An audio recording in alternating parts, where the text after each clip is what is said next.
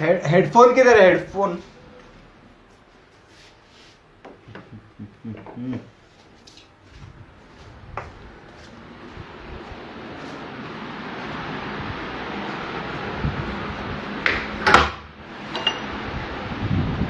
Headphone किधर है? Headphone back.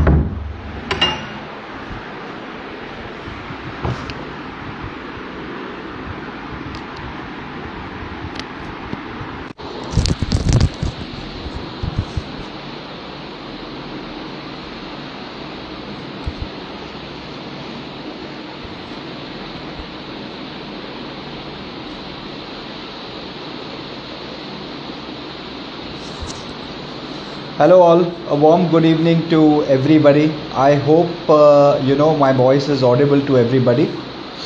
So first of all, I would warmly like to welcome you all to attend this very interesting webinar on what is cyber security, how does cyber frauds work, what is the modus operandi, what is the psychology of the cyber criminals. So we are going to discuss on all these interesting topics. Before I start this webinar, I would like to thank Virtual Lawyer and especially Advocate Janvi Sharma for inviting me on this platform, and let me tell you that they have been very hospitable towards me, and this positivity has definitely made me more positive, and I hope in the next 40 to 45 odd minutes I am able to take you through the various facets of cyber frauds and cyber crime. So before we start this webinar, let me take you through some very interesting statistics. Now everybody knows that the population of India is around 133 crores. But how many of you know that there are not more than 5,000 cyber trained police personnel in India? So one cyber police personnel for maybe thousands and thousands of people. So when there is such an alarming ratio, one thing that we need to go ahead and understand is that your awareness and your sensitization towards the topic of cyber frauds and cyber crimes will definitely help you to remain cyber safe in the future. Now this awareness and sensitization should start from the public. Now why this awareness and sensitization should start from the public?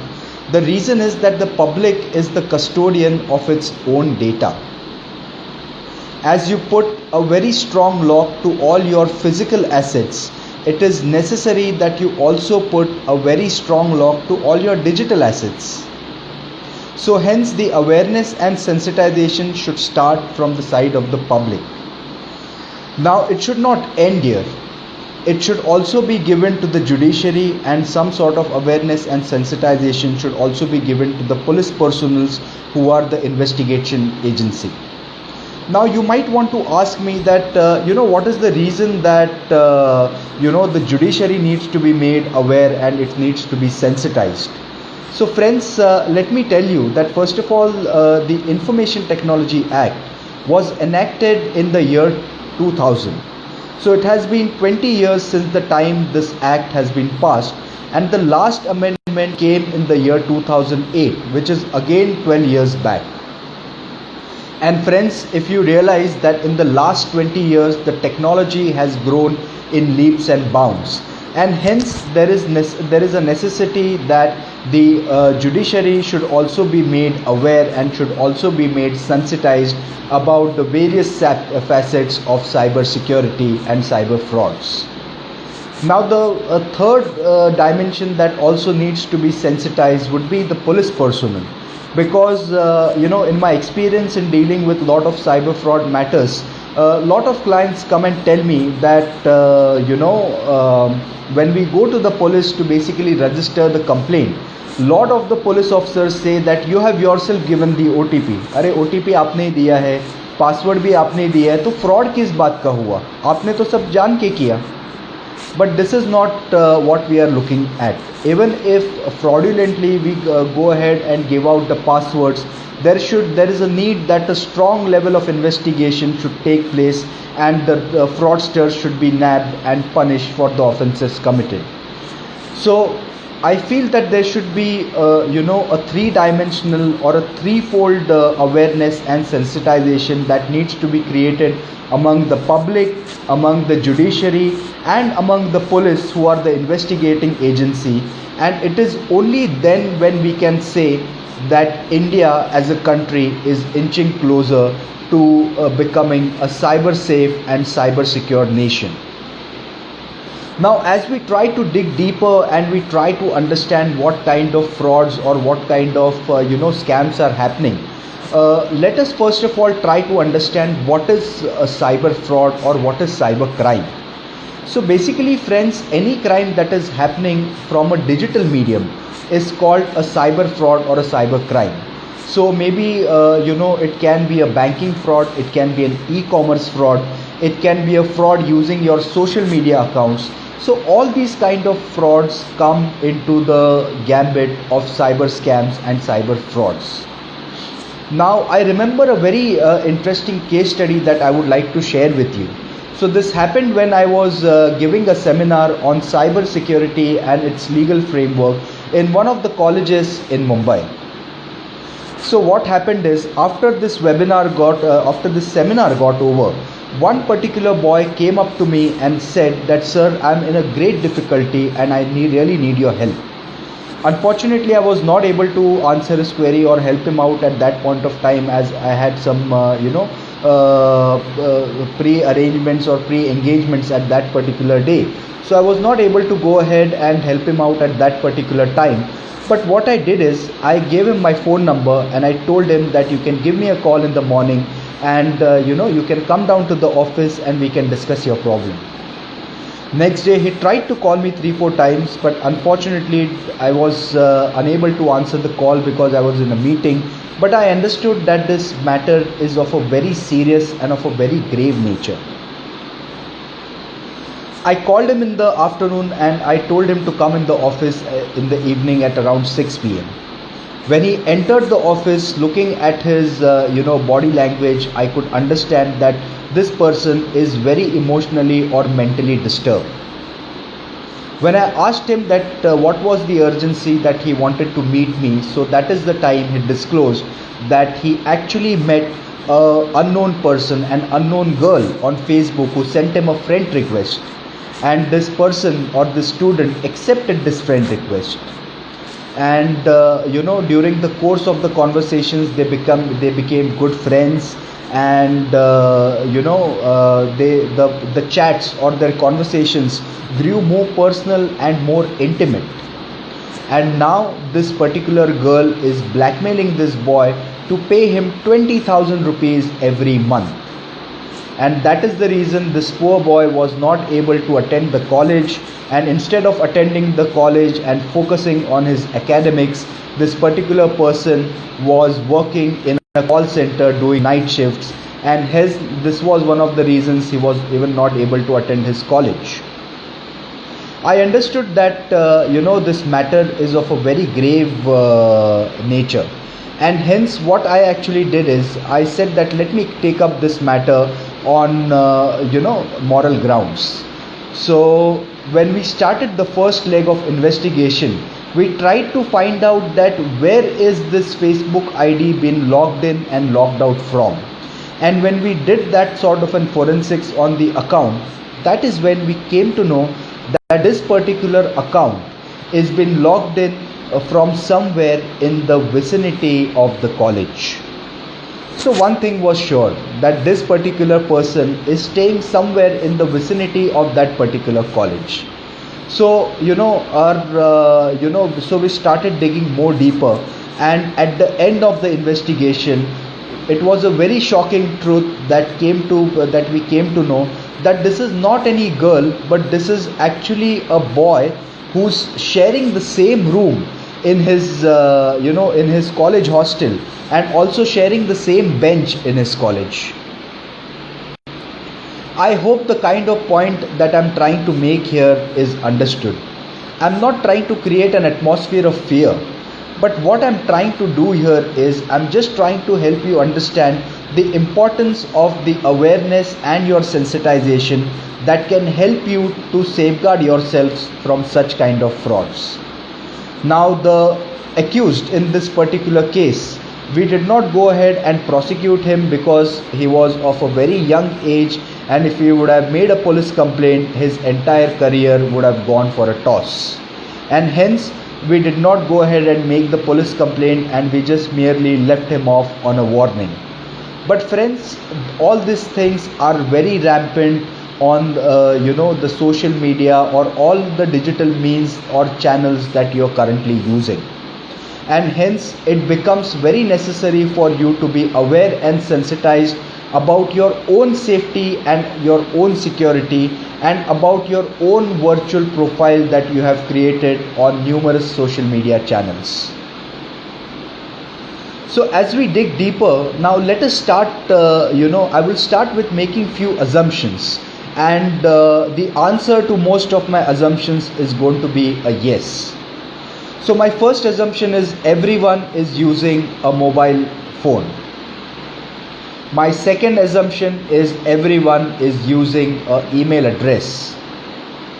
My third assumption is everyone has a Facebook account. And my fourth and fifth assumption is you are using WhatsApp as an application, and most of you are using Truecaller as an application. You can definitely give your responses in the comment section so that I can understand that we all are on the same page. So it would be very safe to assume that everyone is using all the 5 things that I said. Now you might be also thinking that he is asking very generic questions. अरे आज के date में तो हर एक के पास mobile होता है, आज के डेट में everyone is using an email address, everyone has a Facebook account, तो इसमें नया क्या है? These are very irrelevant questions. Everybody is using it. But friends, let me tell you that these questions might be very irrelevant to you, but for me these questions hold a great deal of importance, because with my experience in matters of cybercrime, we have found out that even without you inserting your SIM card in the mobile phone, a telephone call can be generated from your phone number. Even without you inserting your SIM card, a text message can be generated on your number. There are certain tools that are very freely available on the Play Store or on the various dark web channels that are active right now. My second assumption is everyone over here is using an email address. Friends, let me tell you that even without me knowing your password, there are certain tools available that even without knowing your password, an email can be generated from your email address. So when all these things are happening, that is why I once again repeat that your awareness and your sensitization will play a very important role in helping you remain cyber safe and cyber secure. I was investigating, one of the matters that came from one of the very reputed police officers in Maharashtra. So one morning I receive a call from this particular police officer, and he tells me that someone has created a fake, Facebook profile using his name, and there are around 5,000 followers on that particular page, and lot of his batchmates and IPS and IAS officers are also following him, and he has not made this profile. So when we started investigating this matter, we came to know that this profile has been operated by a college going student, and when a complaint was registered, now the case is still going on in the court, and the boy's career has gone definitely for a toss. Friends, let me ask you one more question in this webinar. You can always give me the answers in the comment section. Let me make this one more assumption that most of you are using your own profile picture as using your own photo as your profile picture on Facebook. Is that correct? I'm sure most of you are doing that. Friends, let me tell you that this is one of the most riskiest thing that you have ever done in your life. If someone wants to create a fraud using your photo or wants to create a fake profile using your photo, all he needs to do is he just needs to log in into the profile, and all the options like cut, copy, paste, take a screenshot, all these options are available on Facebook, or you can say all these options are activated on Facebook. So God forbid if someone creates a fraud or if someone commits a fraud using your photo, it is going to be you who's going to be called in the respective cyber cell or in the respective police station. And let me tell you friends that this is a very cumbersome and this is a very tiresome process. So that is why you should be, see, today in the virtual world, you are, or on the digital platforms, you all are known by your virtual profiles. So I'm not saying that you should not be using all these applications. The point that I'm trying to make here is that you should be very careful and you should be very sensitive to the information that you upload on all the social media channels. Friends, tell me one more thing, that has any one of you in the forum uploaded the photograph of any favorite celebrity, cricketer, or any sports person or any person that you follow as your own profile picture on Facebook? Has anyone done that in this forum?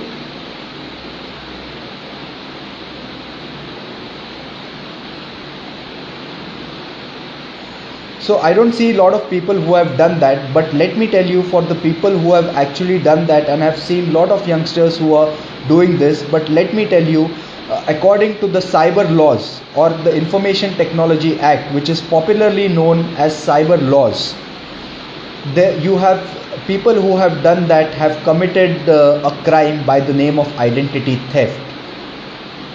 This crime is punishable with 3 years of imprisonment and up to 1 lakh rupees fine. It's good. I can see the comments. Most of you have not done it. It is good that you have not done it, but I have seen a lot of people who are actually doing this. So okay, Kajal says that she has kept photo of God. Okay, so you can't, so there is no identity theft that you have done, because I don't think God is going to come and complain about this. So the point is that uploading someone else's picture without his written consent or permission is a cyber fraud or a crime in a country, in India, you can say, and it comes under what is called as identity theft. Friends, how many of you have actually read the terms and conditions, or how many of you have actually checked the privacy policy of Facebook? Because if you check the terms and conditions and if you see the privacy policy, it is clearly stated that Facebook is not responsible for the information that you upload on its platform. On the other hand, it says that it will pass on this information to third party service providers or their third party partners. So all these applications that we are using, applications like Facebook, they are accessing our data for absolute no cost, and on this data or on this information that we upload, they earn millions and millions of dollars.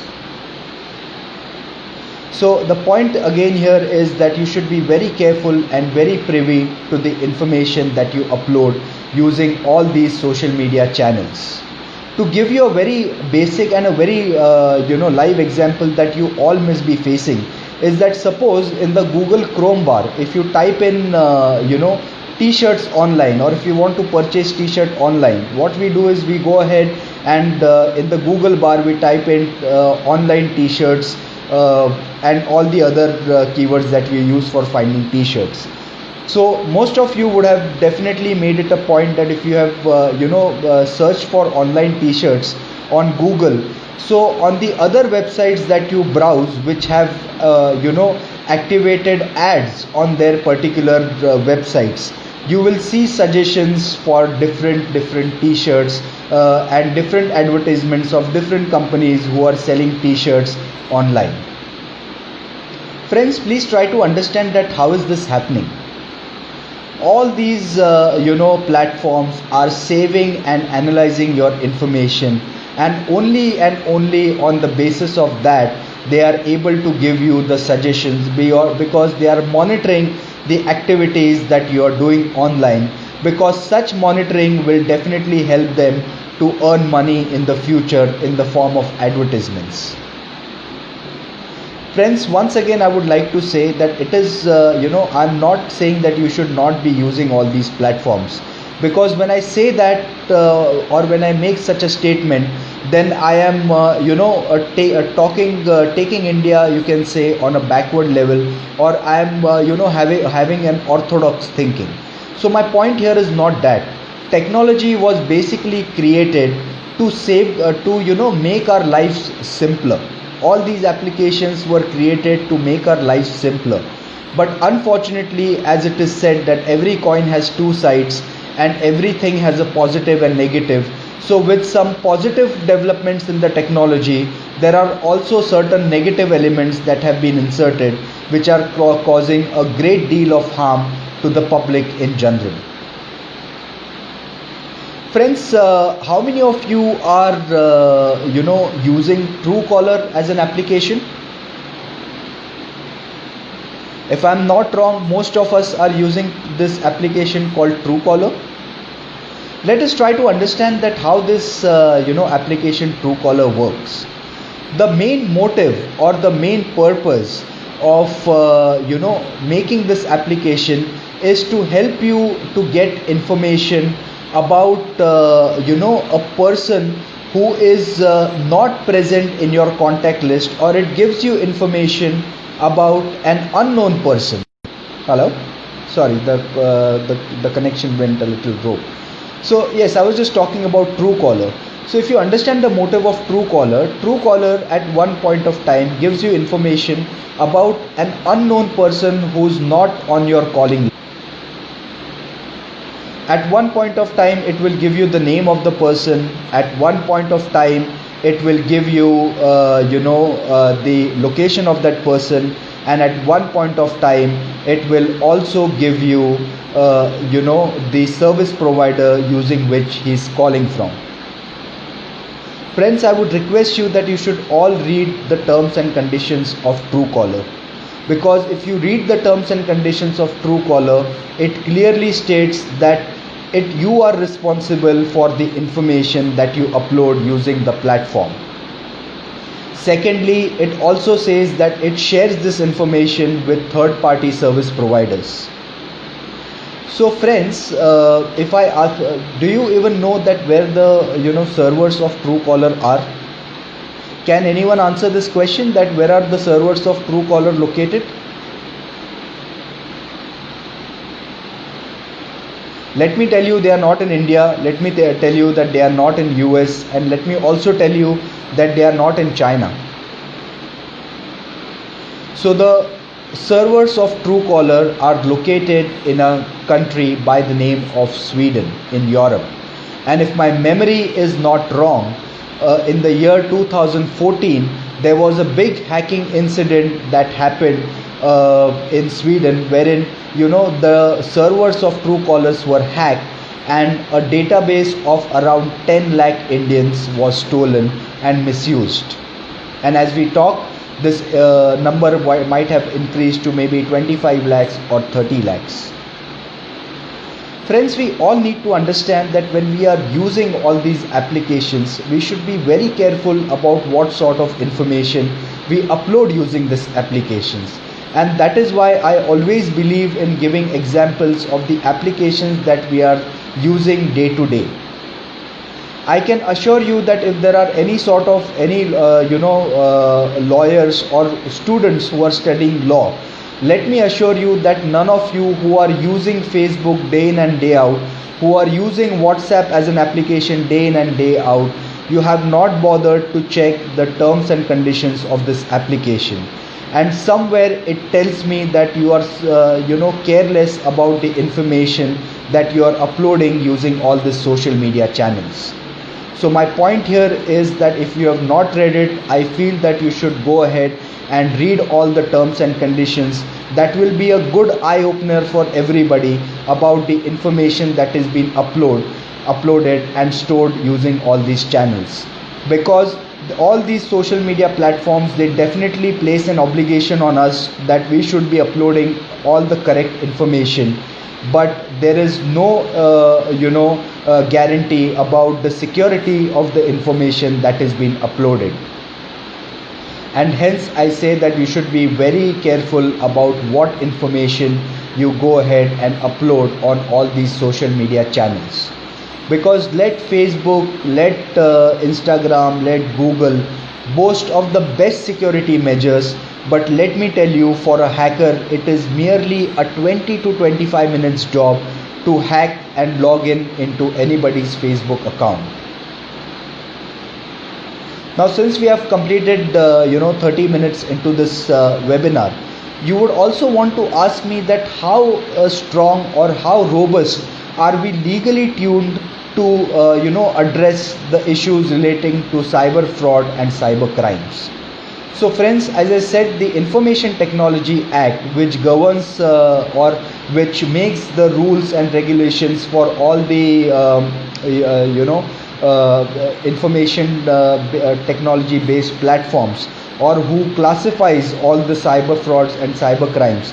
This act was passed in the year 2000 and the last amendment came in the year 2008. And friends, if I am not wrong, if you recollect, in the year 2000 there were not many transactions that used to happen using internet banking. There were no such applications like Facebook, there were no such applications like WhatsApp, and there were no such digital payment gateways like Google Pay and Phone Pay.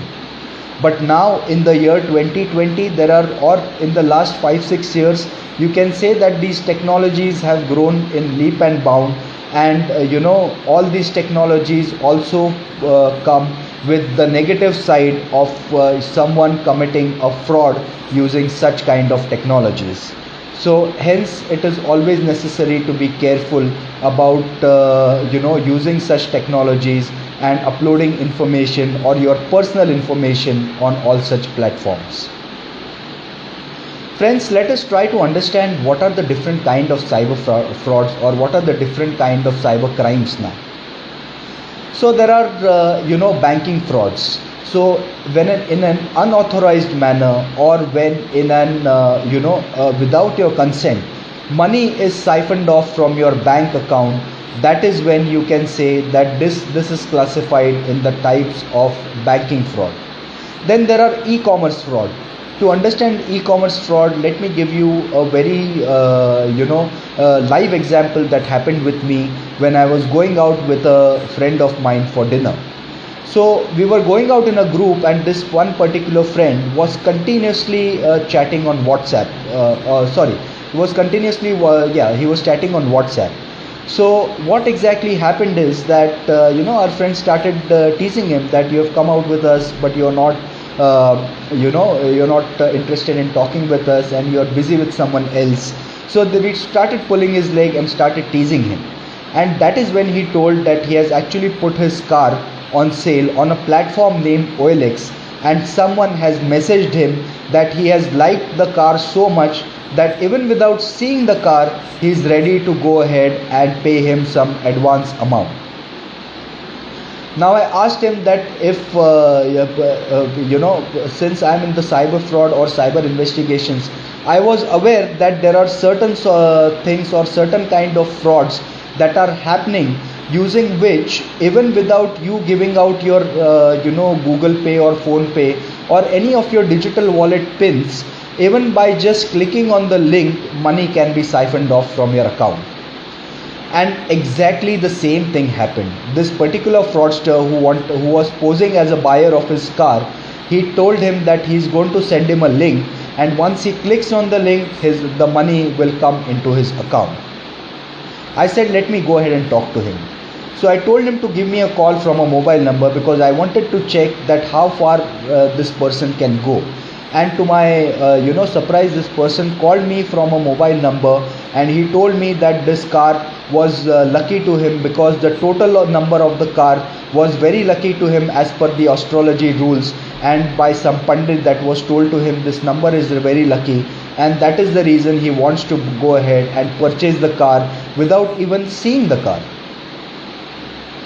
So I said that, why don't you do one thing, I'll give you my account number with the IFSC details, and why don't you go ahead and put the money into my account instead of you sending me the link, because I falsely told him that my digital wallet is not functioning right now. That is when he disconnected the call, and when we tried to call him lot of times, he never went ahead and answered the call, and after some time even the mobile number went out of range. Friends, at that point of time, fortunately I was there to safeguard and secure my friend from being a victim of cyber fraud. But every time I'm not going to be there, and that is the reason, maybe it is the fourth time I'm repeating, that your awareness and sensitization plays a very important part. Friends, let me, as the cyber fraudsters or any crime, any con or any scam or any fraud that happens, it always happens after studying the psychology of the victim. So as the cyber fraudsters have studied our psychology, let us try to understand what is the psychology of the cyber fraudsters and the cyber scamsters. Let us turn the tables for a minute and try to understand how do they think, or how do they design a particular scam. Friends, if you notice, most of the cyber fraudsters and cyber scamsters, they play on the basic human emotion of greed. They will give you offers that are too good to be true. They will want to purchase your cars without seeing them. They will want to give you lotteries without even you applying for them. So they will give you offers, or they will put out things that are too good to be true, and taking the advantage or exploiting the basic human emotion of greed, they will go ahead and commit a fraud on you. So this is how the psychology or the mentality of a cyber fraudster works. And whenever you receive, and that is the reason, whenever you receive a deal that is too good to be true, you should always apply your due diligence to understand if it is really true or not. So coming back to the point, these are the various kind of e-commerce frauds that are happening. Then other kind of frauds are job frauds, wherein a person is he applies on various job portals, and some fraudster responds back to him saying that he would give a job to him in a foreign country, and under the garb of giving him a job in a foreign country, they will siphon off money under the guise of immigration charges, in the terms of working visa charges, in terms of visiting visa charges. So they will take money under the garb of various such charges, and at the end of it, you will get defrauded of your money. Then there is cyber stalking, wherein someone continuously stalks your online profile. And then there is cyber harassment or cyber bullying, wherein collecting the information after stalking you, the cyber fraudster or the you can say harasser tries to harass you using the information that you have uploaded. He will put on derogatory photos, he will put on derogatory comments, which will basically defame you on your virtual platforms. So this comes into the forum or in the gambit of cyber bullying. Then there are phishing attacks. So just a month back, you all must be aware that Chinese hackers were planning a big cyber attack on India, and the modus operandi that they were going to use is they were going to send emails under the garb of free COVID test, and once they would tell you to click on some link or download some attachment, and once you go ahead and download such attachment or click on this link, a malicious software gets inserted in your mobile phone, which records all the transactions or records all the things that you do on your mobile phone. And this is what is called as phishing. So to help you understand what is phishing in very easy terms, let me put it up across as in this way, that in phishing what happens is that a email address, okay, which is similar to a genuine email address is created. Like for example, if the email address for testing of COVID patients is testingcenter@gov.in. So most of the people, what do they do is when they want to, or you can say most of the fraudsters, when they want to commit a fraud, so they create an email address which is looking very similar to testingcenter@gov.in. So they might create something like testing centers, adding a s, @gov.in. And they take the advantage of the human error, wherein we see only the first and the last part, and sometimes we go ahead and miss the middle part, and we miss this small s that is being added. Because even if you type in @gov.in at your on your Google search bar, most of the government websites would open up, and hence you will be under the impression that it is actually the government authorities who are trying to conduct a free test, and they will tell you to download a link, and as soon as you download the link, the data starts getting recorded because a malicious software is inserted in that particular phone. So this is actually known as phishing, wherein they create a fake email address which is looking similar to an original email address. And this is not even limited to only the government email addresses. I have seen lot of cyber frauds or cyber cases when this has happened to corporate companies as well. Then there are other kind of frauds that are, I'm sure that you must have heard about salami attacks. So in salami attacks, what happens is they hack the banking system, and every month they remove a very small minuscule amount, like 50 rupees, 100 rupees, wherein you don't even come to know that this amount has been debited every month, because this amount is very minuscule in nature. But the advantage is that the fraudster removes this minuscule amount from lakhs and lakhs of accounts, and at the end of it he becomes a crorepati. You don't come to know, because every day today everyone is not keeping lot of hard cash. We use ATM cards, we use debit cards, we use credit cards, and when we are using all these cards, there are a lot of actually attached to some kind of bonus points, some kind of offers, and they take advantage of such things, and they siphon off money on every monthly basis from your account. So these are the kind of different kind of cyber frauds that are very rampant in today's age and stage. And hence, once again, I would like to repeat that your awareness and sensitization plays a very important part. Now you might also want to know that what is the procedure to undertake if a cyber fraud or a cyber crime happens with you.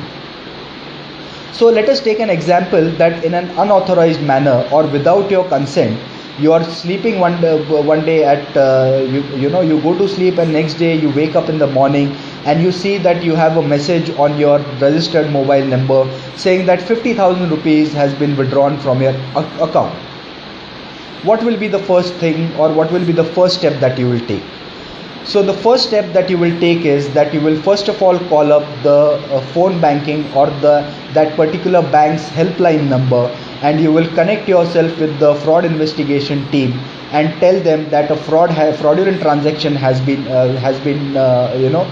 taken place in your account, and you will take an acknowledgement number for this particular call. Because unless and until you don't take an acknowledgement number, there will be no legal proof that this complaint has been registered. So in any kind, in just for an example, if a banking fraud happens with you, the first thing that you need to do is you have to call up the banking helpline number and register a formal complaint. And one key point or a thumb rule to remember here is that please ensure that you take an acknowledgement number at the end of the call, because that will be a legal or a valid proof that you have made a complaint. Now, second thing that you need to do is you have to go ahead and report this matter to the local police station, or if there is a cyber cell in your jurisdiction or in your city or in your area, then you have to go ahead and make a formal complaint with the cyber cell or the local police station of that area. Another thumb rule to remember there is that you should ensure that you get a received copy with the sign and seal of the respective police station, which will again hold a valid proof that you have actually gone ahead and made a complaint. Now, what will you include in the complaint is a very important part, because friends, I have seen lot of matters wherein the investigation has not been taken place in the proper manner, because the details like the date, time, any available witnesses, any evidences, all these things were not properly mentioned in the complaint, and the complaint was made in a very haphazard manner, due to which the investigation could not be completed or could not be taken place in the right manner. So it is very necessary and very important that whenever you are making the complaint to either the bank or the police station, you should give a very in detailed description of the facts and circumstances of the matter. You should attach your account numbers, you should attach your bank statements, you should highlight the numbers, or the if there are any phone numbers, if you received any call from any fraudulent phone number, then you should make a note of that particular phone number as well. So all these details should be well documented when you go ahead and make this complaint. And friends, please do remember that whenever you go ahead and make this complaint, and when you get a received copy of this particular complaint, please ensure that you send the bank also the received copy of that particular police complaint that you have made, just to ensure that you have also raised a proper police complaint, or you have raised the matter with the necessary investigation authority, which is the police station or the policeman in this particular case. What you also need to remember is that whenever there is a banking fraud, the RBI has specified a timeline of 90 days to complete the investigation, and whatever amount has been siphoned off needs to be recredited back to your account within 3 working days.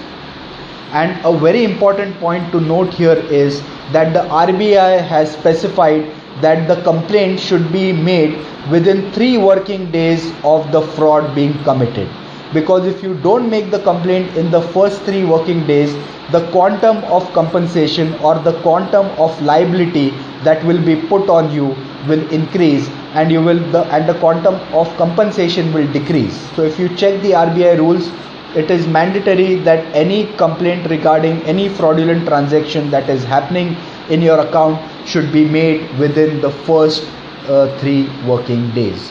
So please remember this thumb rule.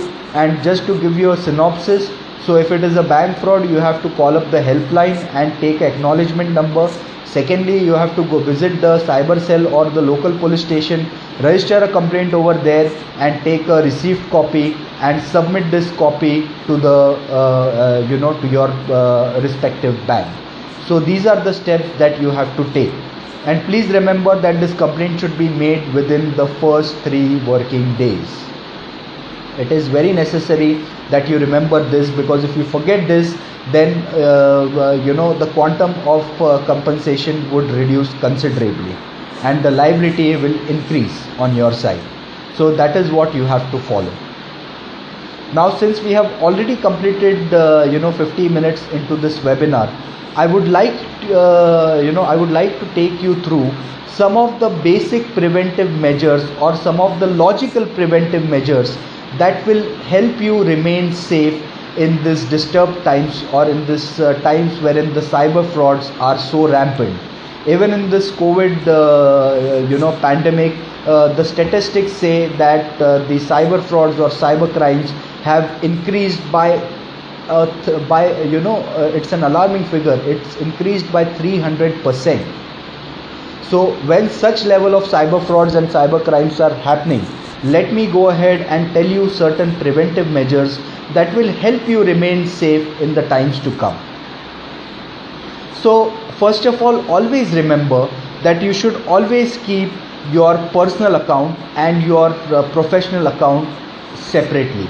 So for example, in your personal account you can keep maximum amount of money, but make sure that you do not use the internet banking facility on that particular account. You create a separate account which will be only used to make which will be only used for internet banking, which will be attached to all your digital wallets for making online payments. So ensure that you create a separate banking account only and only for making all your online payments. Secondly, keep very limited amount of cash in this account. Don't keep anything more than 3 to 5,000, because in the future, even if a fraud is committed using your digital wallet or using your internet banking, the quantum of loss would not be that high. Thirdly, everyone is using all these digital wallets that tell you to attach your mobile number to, or if most of us are using internet banking, they tell us to have a registered mobile number on which they can send an OTP. So friends, ensure that your personal number is absolutely different from your number that is attached to your internet banking or that is attached to your digital wallets. Now, as most of you are, so this is the third tip that I would like to give you. Fourth thing that I would like to suggest is that most of us are using an Android phone or an iPhone or using a smartphone of some kind. So what happens is, whenever we log in into our smartphone, we just have to put in our email address, and once we put in our email address, most of the accounts or your digital or your other accounts that you are using, they automatically get synchronized once you enter your Gmail address. So ensure that your personal Gmail address or your email address and the email address that you have attached to your internet banking or the one that you have attached to your Google or to your digital wallets is absolutely different. So create a separate email address that can be attached only to your internet banking or to all your digital wallets. And last but not the least, I wouldn't want to go ahead and tell you this, because this is something that I feel that you should be using your own due diligence, is you should not be sharing your passwords and your personally identifiable information. Now, what is personally identifiable information? Your Aadhaar card, PAN card, your bank account numbers, your passbooks, your account statements. You should be very private and very careful about sharing this information with unknown people. So just to give you a synopsis about or just to summarize the preventive measures that you need to take is, first thing is you have to create a separate bank account for your all digital transactions. Please keep very limited amount of money in that particular account. Please use a different mobile number that will be attached to all these online accounts, and also ensure that you use a separate email address. And one more thing that you should also do is that if you are accessing your net banking from your laptop and God forbid it doesn't have an antivirus, then it is better that you access this net banking platforms from your incognito mode. So all these steps that I am giving you will definitely help you remain safe and cyber secure in the times to come. And I believe that if you follow all these preventive measures, you will definitely be more aware and more sensitized. And as I always told you is that the cyber fraudster always will try to exploit the basic human emotion of greed, and hence he will give you offers that are too good to be true, and it is somewhere your own due diligence that you have to apply over there to understand if an offer is true or fake, and that will definitely help you to remain safe in the times to come. So friends, today in this session we have covered the various types of cyber frauds, the various modus operandis, the various legal procedures that we need to do. And now, since we are already into the 55th minute of this webinar, and we have a time frame of only 1 hour, what I'm going to do is I'm going to open up this session for questions and answers. So if you have any questions or answers, you can put it up in the comment section, and I would be happy to, or I would be glad to answer them for you. But at this point of time, I would be ending the session, and I would be joining you in the next 2 minutes again on the same channel and on the same platform, and then you can go ahead and ask me your questions. So I hope to see you back in the next 2 minutes. I will be rejoining you, and I would be answering all the questions.